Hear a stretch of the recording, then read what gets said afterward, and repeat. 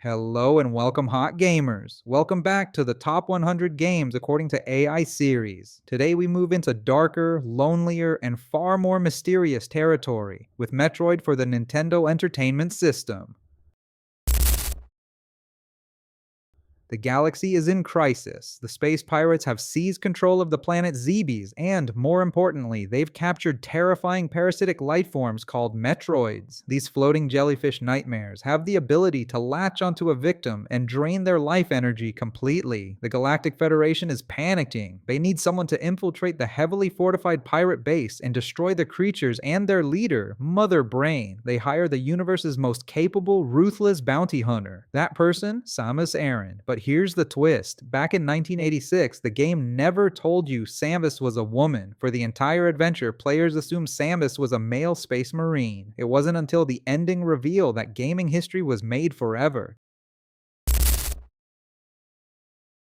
This is where Metroid truly separates itself from everything that came before it. Mario goes right. Zelda uses an overworld map with defined screens. Metroid is a non-linear maze. You start the game extremely weak. With only a basic arm cannon and low health, the game simply lets you loose. No instructions, no objectives on the screen, just raw exploration. Progression comes from finding power-ups scattered throughout the planet, and every new ability completely changes how you navigate the world. One of the first major upgrades you'll find is the Morph Ball. This lets Samus curl into a small ball and roll through tight passages. It completely changes how you explore the map. Then you get bombs, which allow you to destroy certain blocks and open hidden paths. You'll also find missiles for high damage attacks, energy tanks to increase your max health, long beam to extend your shooting range, ice beam, which can freeze enemies, the high jump boots, and finally the screw attack, which turns Samus into a living weapon while jumping.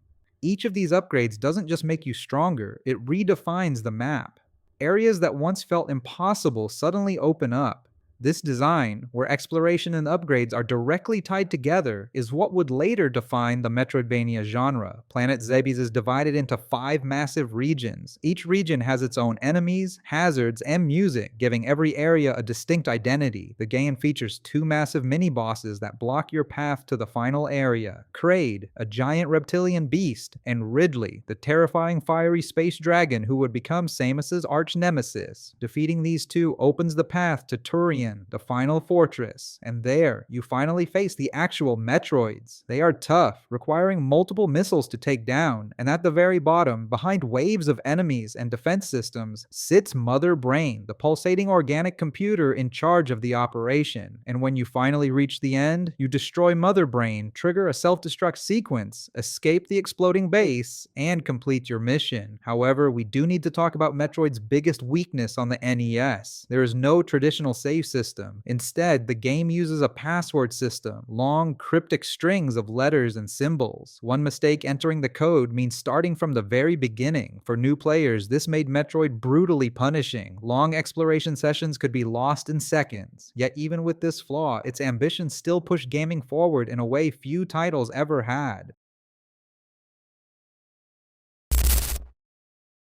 Metroid's influence cannot be overstated. Alongside Castlevania, it gave birth to one of my favorite genres. The franchise hit its peak with Super Metroid on the SNES, which perfected the formula, but the NES original received a fantastic modern remake in 2004 with Metroid Zero Mission for the Game Boy Advance, which added a map system, improved controls, and even a stealth sequence, making the original experience far more accessible for modern players.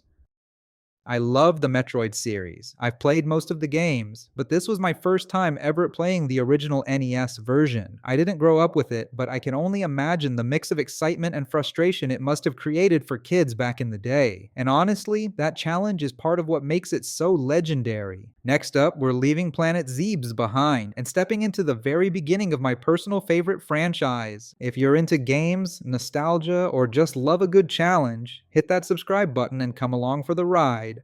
Peace.